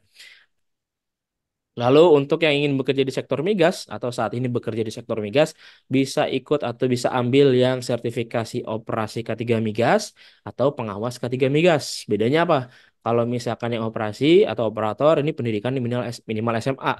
Tapi kalau D3 atau S1 ke atas, Bapak Ibu bisa ambil yang pengawas K3 migas. Dan ini Bapak Ibu bisa ambilnya langsung pengawas ya, atau tidak perlu melalui operator dulu gitu. Tergantung nanti Bapak Ibu pendidikannya apa. Lalu penting juga nih kalau misalkan Bapak Ibu saat ini bekerja di sektor di HSE ya. Nah, harus memiliki juga nih untuk sertifikat atau sertifikasi petugas insiden investigasi. Dan ini dibutuhkan juga pada saat Bapak Ibu terjadi insiden ya di pekerjaannya. Dan nanti Bapak Ibu bisa menginvestigasinya. Dan ini sertifikatnya dari BNSP, kita akan laksanakan secara online training. Nah, ini adalah ATK yang nanti Bapak Ibu akan dapatkan ya, dan ini nanti disesuaikan dengan pelatihannya, jenis pelatihannya. Kalau misalkan online nanti akan kita kirim, kalau misalkan offline akan kita berikan pada saat Bapak Ibu di tempat pelatihan Media Tama.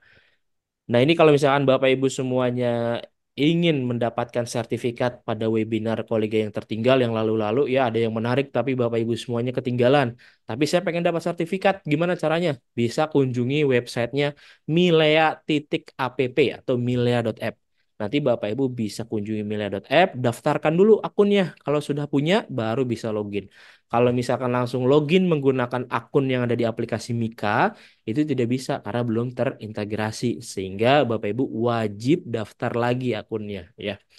Nah, nanti Bapak Ibu silakan klik menu kursus dan di sini ya kalau untuk webinar-webinar terbaru bisa diurutkan nih berdasarkan waktu publish yang terbaru. Nah, nanti akan ada di sini ada banyak ya untuk materi-materi terbarunya nanti Bapak Ibu silakan pilih saja. Kelebihannya adalah Bapak Ibu bisa mendapatkan modulnya ya, bisa mendapatkan atau mendownload modul dan juga bisa mendapatkan sertifikatnya dan video yang sudah Bapak Ibu bisa langsung tonton ya. Sudah dibagi per part-part seperti itu. Oke. Nah, untuk Bapak Ibu semuanya yang ingin mencari kerja, silakan bisa kunjungi mediatama.co.id. Di sini ada menu karir. Bapak Ibu bisa klik saja dan nanti langsung masukkan CV nih di sini. Ya. Kalau belum punya CV gimana? Di aplikasi Mika ada menu buat CV online. Nah, silakan bisa pilih template, kemudian isi seluruh kolom dengan lengkap, kemudian nanti teman-teman bisa langsung download. Gimana kalau misalkan tidak bisa di-download? Nah, beberapa versi Android ya memang ada yang tidak bisa untuk mendownload.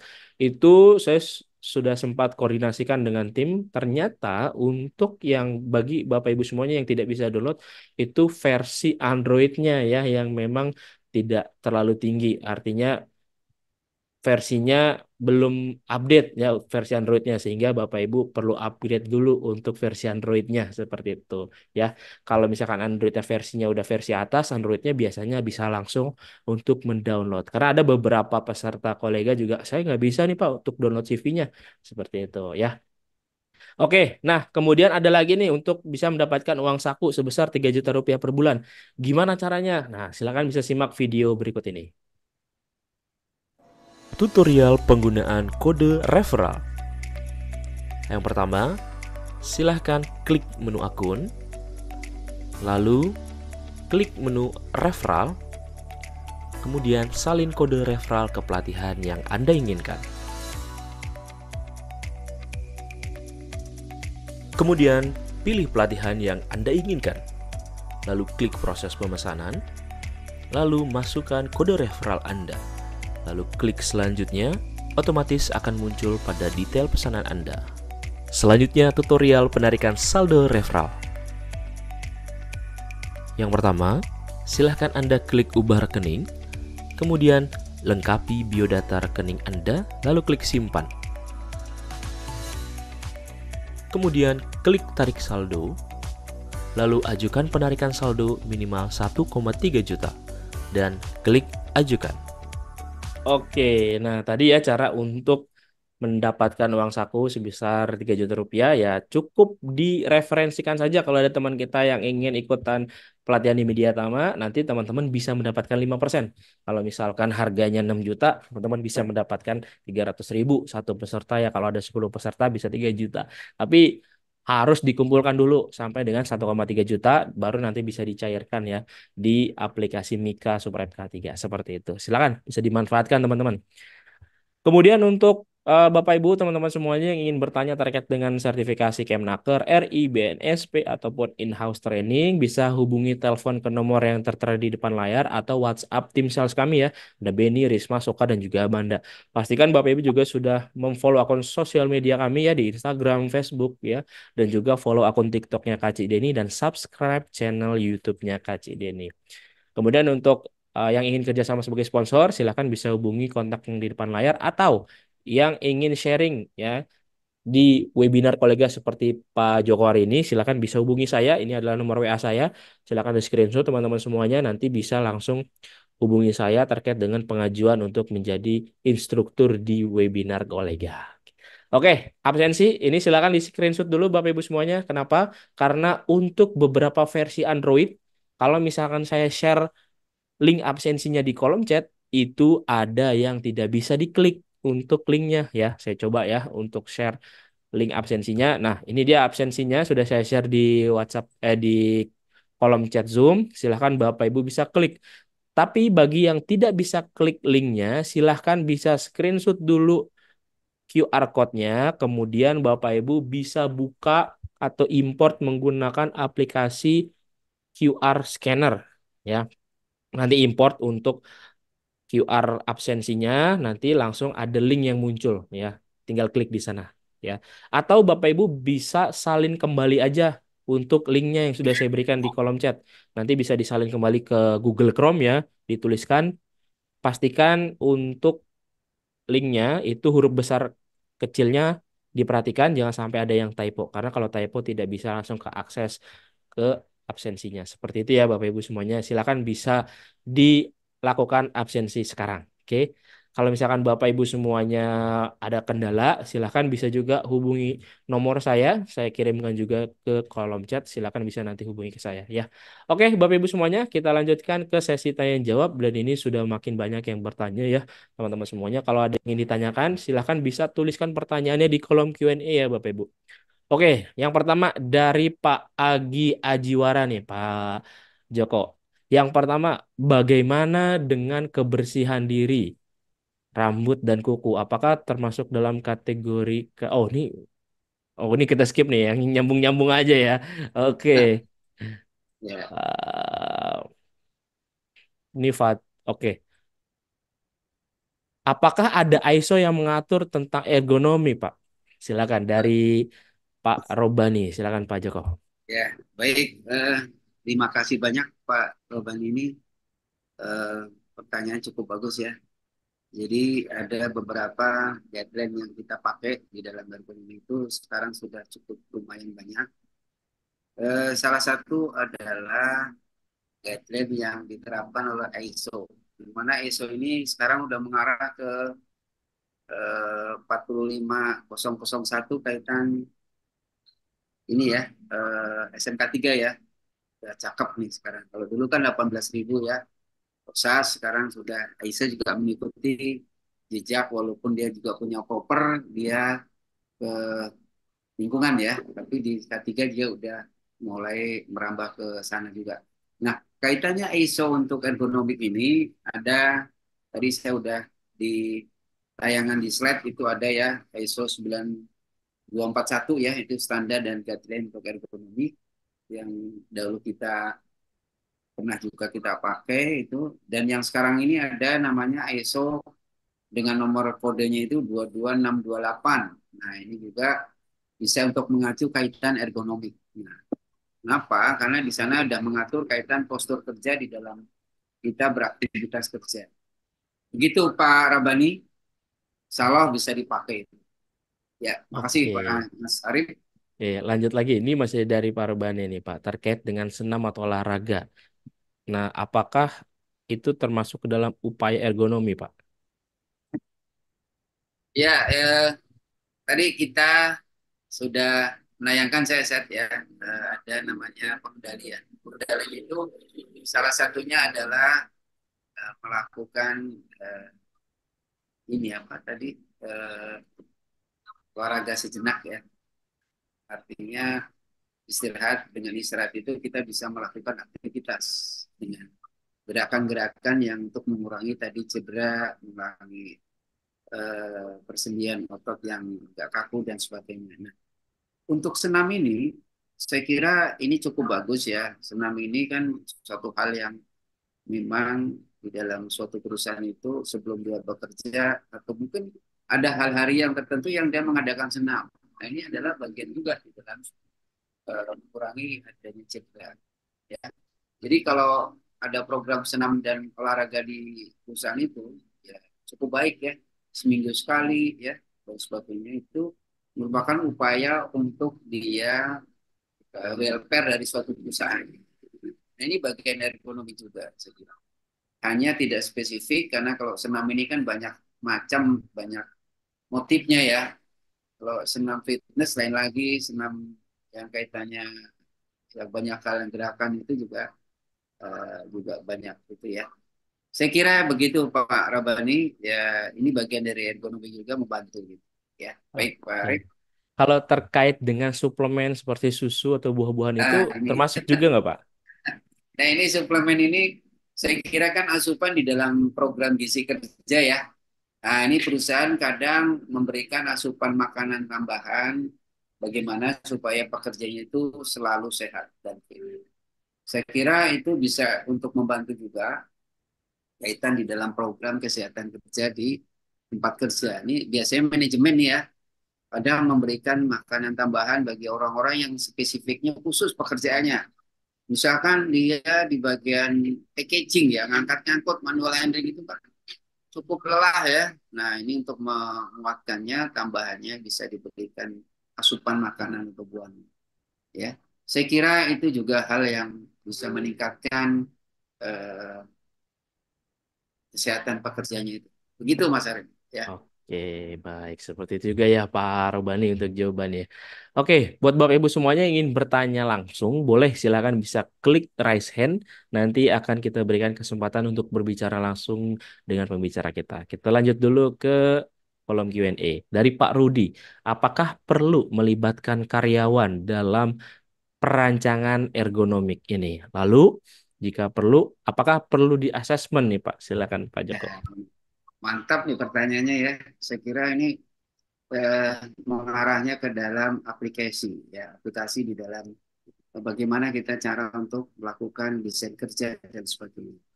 Nah, eh, dalam merancang suatu pekerjaan atau desain kerja itu wajib dan harus melibatkan beberapa eh, pihak-pihak tertentu, terutama yang kaitannya yang ada di bagian tertentu tersebut ya.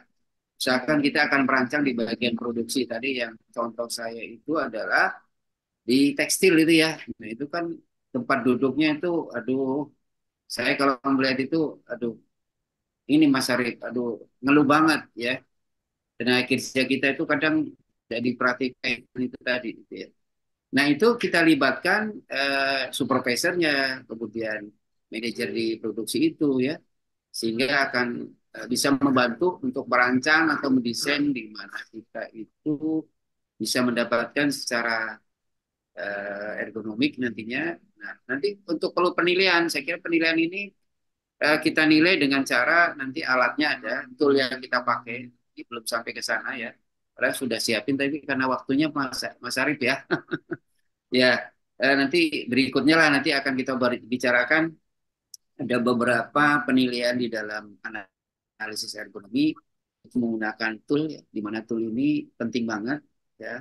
Metode analisis ini berupa aplikasi yaitu misalkan kayak Rula ya, kayak Reba, kayak GS ya, kayak JSI ya dan sebagainya ini banyak banget. Nanti kita singgung ke sana karena ini spesifik ya. Kebetulan ada juga buku saya itu kaitan salah satu analisa tentang penilaian menggunakan metode OWASP. Nah, ini. Ya. Mungkin di Gramedia mungkin ada kali ya, udah saya sebar sih, insya Allah. Jadi kalau seandainya untuk melihat lebih jauh bisa itu nanti kita eh, buat desain Pak Rudi ya. Tapi perlu diikutkan para manajemen di institusi atau di plan itu tadi ya. Begitu Pak Rudi, begitu Mas Arief, insya Allah bisa Oke. terus. Baik, seperti itu ya Pak Rudi. Lanjut lagi dari Pak Damrin Panigvat. Bagaimana cara aman saat aktivitas pengalasan atau pada saat menggerinda nih Pak, dalam posisi duduk. Nah, seperti apa nih Pak? Eh, saya kira kalau welding ini memang banyak di mana-mana welding itu dia dengan posisi duduk ya. Nah, duduk ini yang menyebabkan seseorang itu tidak melihat kaidah ergonomik.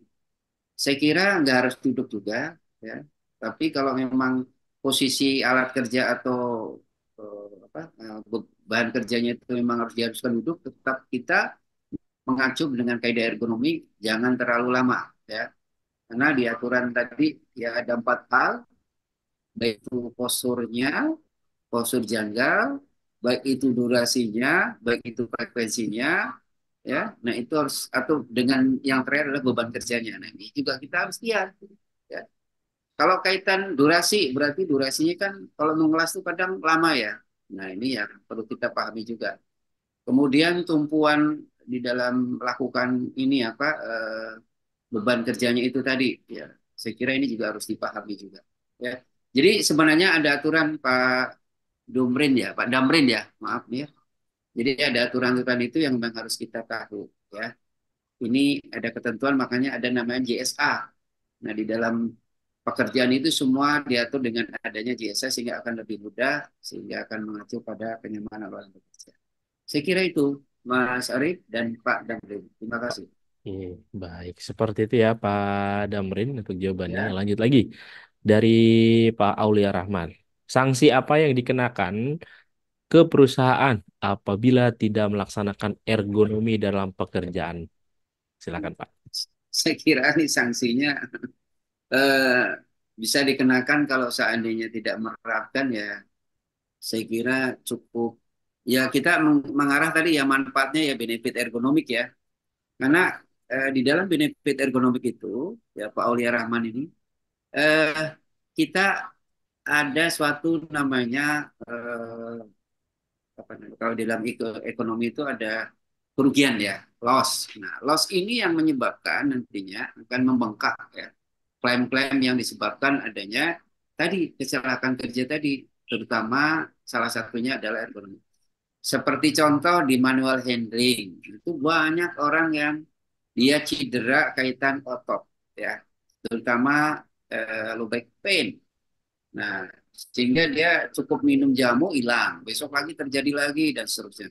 Sehingga ini akan terjadi suatu masalah kesehatan pada pekerjanya. Dan sanksinya apa? Saya kira sanksi ini memang selama ini eh, itu tadi ya kalau emang diterapkan benar berarti ya ini karena dari pemerintah belum ada maksimal untuk mengarah ekonomi tapi dari kaitannya kerugian yang tadi dialami perusahaan orang kalau banyak cedera coba biaya kesehatan berapa kemudian orang yang sakit berapa itu kan akan membengkak ya nah ini yang menyebabkan perusahaannya harus concern seharusnya kepada ergonomi saya kira banyak diterapkan sudah sekarang ini saya lihat di lapangan sudah alhamdulillah banyak. Begitu Pak Aulia Rahman dan Mas Arief. Oke, baik seperti itu ya Pak Aulia untuk jawabannya. Lanjut lagi, Bapak Ibu kalau dia mau bertanya langsung silahkan ya bisa langsung klik raise hand nanti kita akan langsung arahkan untuk bisa berbicara.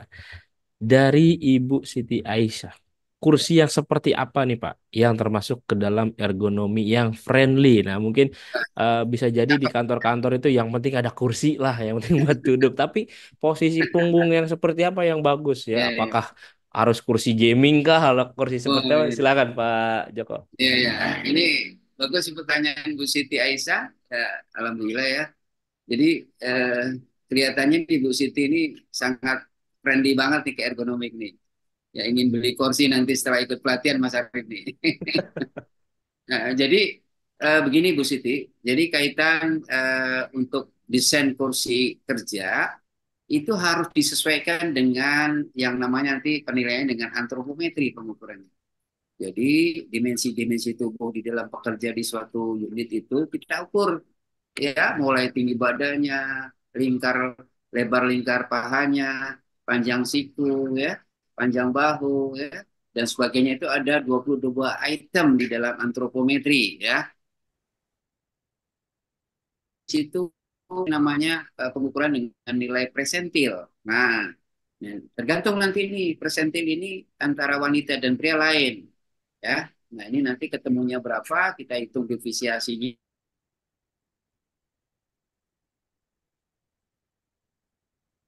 nanti ukuran-ukuran yang memang secara ergonomik di tempat kerja itu, ya. Nah, sekarang minimal ya, ini saya aja nih, padahal saya ini ngajar ekonomi ya, duduknya aja begini, tapi saya pinter nih, Pak Sarif.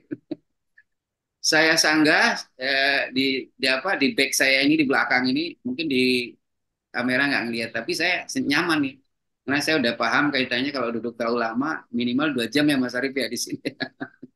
Betul, Pak. Tapi saya apa alhamdulillah nyaman ya. Ini kursi yang saya duduki tidak tidak friendly ekonomik Bu Aisyah ya.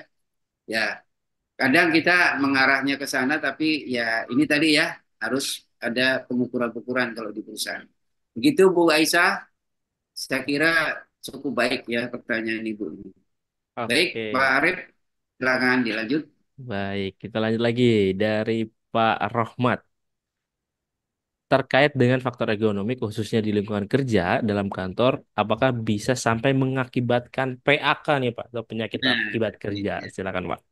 Eh, baik, Pak Rahmati, ya kaitannya di ini kan kepada PAK ya. PAK itu kan penyakit yang diakibatkan kerja ya. Bentuk apapun, semua pekerjaan yang menyebabkan efek kesehatan, ya itu ada root di dalam hal ini adalah riwayat di dalam dia bekerja itu bagian dari suatu PAK.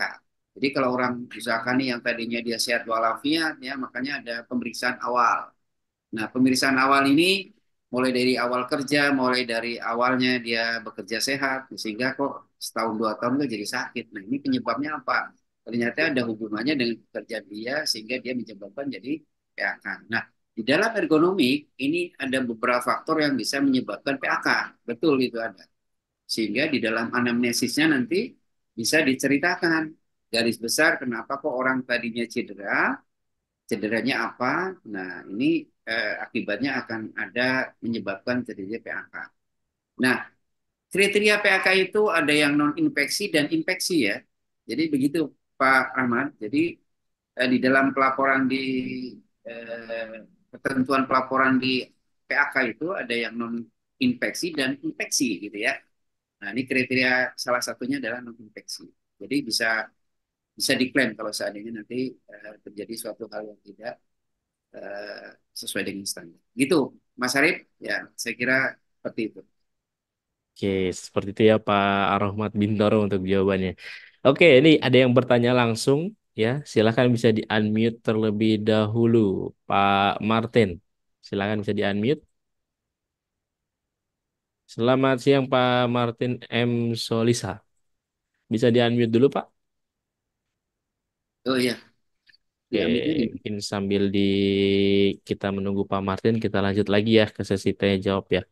Oke, Pak Timothy, silakan bisa di-unmute Pak Timothy. Ya, selamat sore, Pak Arif. Selamat sore, dok. Saya Ya, Selamat Timothy, sore. dok. Mas Arif, Pak Timothy. Dok, saya mau nanya, dok. Ya, Ya, kalau misalnya itu efek daripada ergonom, kalau kita tidak duduk secara ergonomi maupun ngangkat juga tidak dengan bagus, itu efeknya ke depan seperti apa ya, dok? Ya, katanya oh ya, ada bilang seperti bakal kena saraf kejepit lah, segala macam. Yang realnya ya, seperti apa ya, dok? Ya, terima ya, kasih. ya. Terima kasih Pak Timothy, ini pertanyaan cukup bagus ya.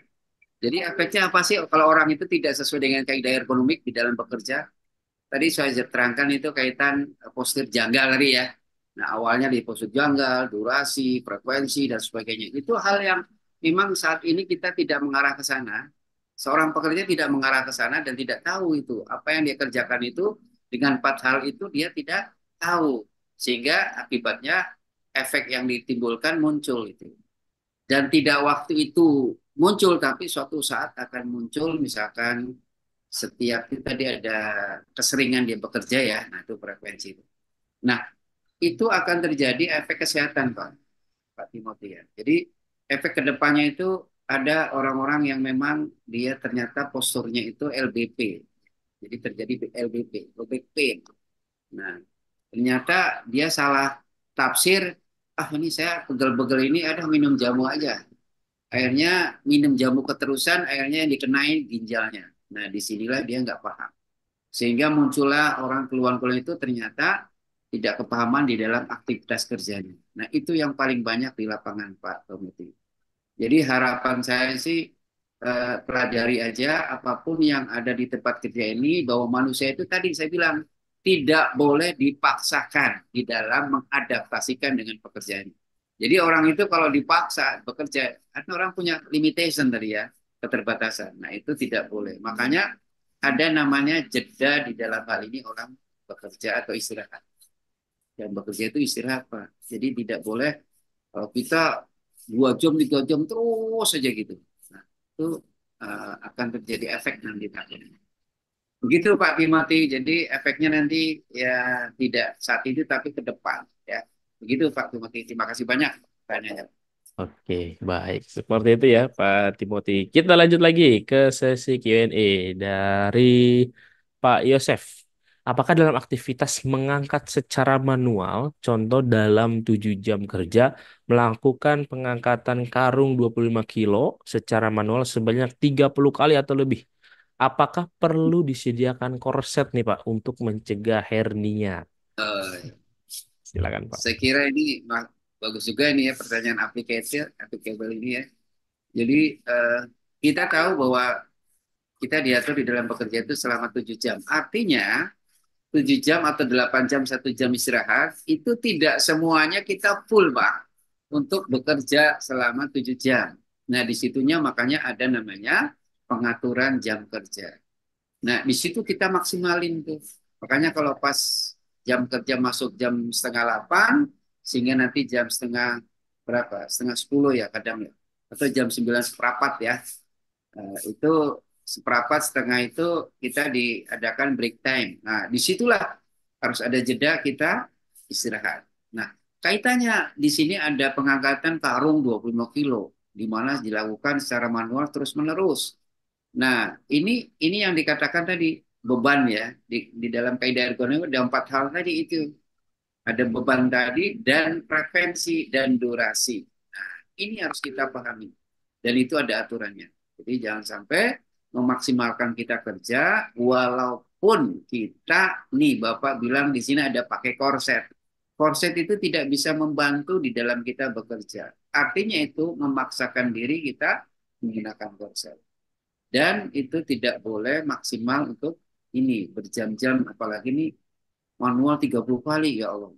Ini cukup ini Pak Yosef ini. Bermasalah nih takutnya. Nah, kaitannya hernia, hernia itu bukan kaitannya itu ya, hernia itu kan mohon maaf ya, ini kalau hernia kan sifatnya ini ya, medis ya. Hernia itu yang dikenal dengan turun brok. Nah, turun brok ini memang kaitannya ngangkat-ngangkut sih sebenarnya. Tapi ya karena kebanyakan ngangkut sehingga di dalam sistem di dalam ininya di ini ya di khusus di air seninya itu dia turun ya. Ya ini harus di apa? Tidak boleh melebihi dari ketentuan yang ada di dalam kaidah ergonomi. Begitu, Pak Yosef ya. Terima kasih, Mas Oke, Arif. baik. Nah ini masih dari Pak Yosef nih Pak. Terkait tadi kan kalau untuk duduk itu 2 jam minimal ya. Kalau untuk yang aktivitasnya berdiri itu rekomendasinya berapa jam Pak? Supaya agar Ya, ergonomi nih Pak. ya, jadi kalau kita tahu bahwa jenis pekerjaan itu ada yang sifatnya statis dan dinamis, dan ada yang posisinya berdiri dan posisinya yang duduk ya. Nah, sifat yang berdiri itu ada ketentuan, di mana ketentuannya itu eh, ada beberapa aturan tidak boleh melebihi dari ketentuan yang ada. Ya. Nah, misalkan tadi kalau berdiri, misalkan ya, nah berdiri itu berapa jam, ya, nggak nyampe jam-jaman kok berdiri ini, ya. Nah, sekali duduk, sekali jalan, sekali berdiri, ya. Nah, itu juga ada ketentuan yang memang harus kita tahu, ya. Begitu, Pak Sarif ya. Jadi tidak boleh memaksakan apa yang memang kita tidak mampu untuk melakukan posisi yang aktivitasnya berdiri terus-menerus dipertahankan selama 2 jam. Nah, itu tidak boleh. Ya, ada harus aktivitas yang memang dikurangi dan harus ada break time di dalam aktivitas kerja tadi. Ya, begitu. Jadi nggak boleh Oke. 2 jam full gitu ya, nggak boleh. Itu akan jadi masalah. Oke. Begitu. Nah ini sebenarnya berkaitan nggak sih Pak kalau misalkan ini pengalaman pribadi saya Pak kalau misalkan naik Ya, motor gitu ya atau naik mobil itu kan nah, kalau ya, naik naik motor lah contohnya kalau naik motor itu kan duduk berjam-jam gitu kalau misalkan dari Jakarta ke Bogor gitu ya. ya, Nah ini ada oke. pengaruhnya nggak sih Pak? Kayak misalkan lama-lama jadi ngantuk walaupun misalkan karena kena angin ya, tapi pakai helm full face. Nah, apakah dari duduk ini karena nggak ada senderan kalau naik motor, apakah Ya, ngaruh ke tulang ekor akhirnya ngantuk? Nah, itu gimana tuh ya, Pak? ya. Jadi kalau kaitan untuk mengendara ada namanya safety driving ya. Nah ini udah diterapkan nih. Nah safety driving itu kalau saat lagi mengendarai itu kan ada namanya nanti kalau pas di lampu merah ya ketemu lampu merah nih. Nah, Anda bisa olahraga sejenak, Mas Arif. Jadi menggerakkan tangan gitu, bola Hmm. gini ya. Nah, itu akan membantu fraktur yang di dalam tubuh kita itu akan menjadikan jadi lentur lagi. Jadi Hmm. itu seperti itu. Jadi sebenarnya sih aktivitas ini memang ada jatahnya, memang harus istirahat gitu. Kadang kita full aja ya, apalagi kalau pas di bertugas nih Mas Arif nih. Ya. Nah, kalau kaitan mobil, saya kira mobil sekarang sudah memakai joknya itu udah cakep sih, udah ergonomik. Bisa naik turun, bisa sejenak, direbahin, ditarik, dinaikin, mantep, mantep. Ya, apalagi udah ada sandaran yang, ini kayak saya ini sandaran, saya nggak pegel. Karena saya ada, untuk tumpuan saya, intinya manusia itu di tulang ekor itu, kan kenapa kok tulangnya begitu ya? Jadi kalau itu kan dari atas ke bawah tuh menggelung begini. Nah, di cegukan di sini, ini kan ini cegukan di sini, itu dikasih bantalan, kasih bantalan sehingga ini tidak jadi frakturnya akan cedera. Orang cedera ini karena frakturnya ini kosong sehingga gantung. Nah, itu menyebabkan dia sakit. Gitu Mas Arif. Jadi ya nggak masalah. Ini saya duduk begini enak aja. Walaupun nggak ergonomik. Oke, Ya gitu aja sih. Ya. baik. Lanjut lagi nih Pak, pertanyaan dari Ibu Alia. Nah, Nah, bagaimana sih cara mengukur keberhasilan intervensi ergonomi di tempat kerja? keberhasilan dalam mengukur ergonomi di tempat kerja, ini Ibu Alia ini benar-benar concern nih kelihatannya. Jadi minimal minimal itu tidak ada orang cedera satu ya. Kemudian eh, mengukur keberhasilan di dalam ergonomik ini ya sudah terbukti bahwa orang itu klaim untuk kesehatannya terutama cedera tadi tidak ada ya. Nah itu salah satu keberhasilan kita. Nah ini banyak di perusahaan-perusahaan yang sudah menerapkan ergonomik itu ternyata memang klaimnya nggak ada kecil gitu nggak ada lah gitu karena apa dari sisi dari apa namanya dari sarana prasarana sapras itu udah dipenuhi gitu ya kemudian dari waktu kerja juga dia diatur antara interisting itu diatur benar sehingga dia bisa melakukan aktivitas yang memang dia untuk gerak-gerakan untuk olahraga kecil lah gitu. Itu Mas Arif ya. Itu Bu Alia ya. Jadi salah satunya indikatornya itu. Ya walaupun nanti banyak ya, tapi indikator utamanya di situ. Orang nggak ada komplain terhadap cedera yang terjadi pada pekerja di poliklinik setempat. Saya kira itu, saya pernah juga survei ke lapangan, ternyata klaim-klaim itu kok ya intinya sebenarnya banyak yang sifatnya ini sih infeksi. Misalkan batuk, ya, ispa itu banyak. Ya. Kalau yang kaitan cedera-cedera itu ya kalau kalau ketusuk jarum banyak atau kepentung apa tuh kalau orang lagi kerja pakai palu ya. Ya itu kalau memang sudah diterapkan ergonomi secara baik. Begitu Mas Arif dan Bu Alia ya. Baik. Nah, ini satu pertanyaan lagi nih dari Pak Nah, Ferry terkait ergonomi itu. Kan tadi yang Bapak sudah sampaikan adalah kita perlu stretching ya, Pak ya. Nah, nah ini sebenarnya untuk stretching ada tata caranya nggak sih, Pak? Atau langkah stretching yang ya, simpel itu gimana nih, Pak? ya. Jadi stretching ini sebenarnya diperlukan di dalam kita setiap pekerjaan gitu. Nggak harus orang kerja duduk aja. Tadi yang saya katakan orang naik motor nih Mas Arif ya. Itu stretching juga Mas Arif. Jangan sampai Anda udah pegang setir terus begini, sepaneng di lampu merah nih ya. Sepaneng aja ini. itu justru di saat bergerak itu kita suruh break time untuk stretching sebenarnya. Gerakin begini, kanan kiri, ya. Itu akan membuat fraktur di dalam otot kita akan lentur kembali sehingga tidak terjadi pembekuan darah lah istilahnya, lalu saluran darah jadi aman lah. Nah, ini kaitan Pak Ferry, ini cukup ini juga bagus ya. Jadi kalau stretching itu duduk terlalu lama, misalkan kayak orang yang office ya, di office tuh kan, kayak Mas Hari ini misalkan di office duduknya di depan laptop atau komputer terus ya. Betul, Nah, Bang. itu itu perlu stretching dong, ya. Misalkan 1 jam atau 2 jam, 1,5 jam lah stretching lah. Nah, gerakin gini aja. Ada itu. Akan begini juga, gini juga ya. Nah, itu satu hal yang walaupun itu sangat sederhana, tapi itu sangat membantu. Sehingga tidak akan terjadi cedera. Buktikan dan insya Allah dengan stretching benar, dengan waktu yang benar kita pakai, insya Allah kita tidak akan cedera. Sebenarnya pekerjaan itu bisa kita lakukan apapun bentuknya tanpa cedera, ya. Asalkan kita tahu ya stretching apa yang harus kita lakukan. Saya kira itu Pak Ferry ya cukup baik juga pertanyaannya dan Mas Arif gitu aja ya. Oke, baik. Terima kasih Pak Joko. Oke, Bapak Ibu semuanya, karena waktu sudah menunjukkan pukul 3 sore, ya, tak terasa ya Bapak Ibu semuanya. Nanti kita akan diskusi bareng lagi bersama Pak Dr. Agus Joko Susanto terkait dengan materi-materi ergonomi ya. Dan sebelum kita akhiri untuk materi kita hari ini ya, sama-sama kita dengarkan terlebih dahulu dahulu closing statement dari pembicara kita kepada Bapak Dr. Agus Joko Susanto. Dipersilahkan untuk memberikan closing statementnya. Ya, terima kasih Mas Arif. Alhamdulillah Bapak Ibu sekalian kita sama-sama kita ini sebagai pekerja harus tahu ya bagaimana kita kerja yang benar dan baik ya. Terutama dalam pekerjaan itu ya minimal kita berdoa lah. Itu yang paling utama. Dan kita tahu masalah yang ada di lapangan atau di tempat kerja itu hal yang memang harus kita pahami benar. Jangan sampai apa namanya, tidak tahu lah. Gitu. Artinya kita harus tahu jenis-jenis bahaya yang ada di tempat kerja itu harus kita pahami dan jangan lupa terapkanlah kaidah ergonomi, insya Allah sehat walafiat.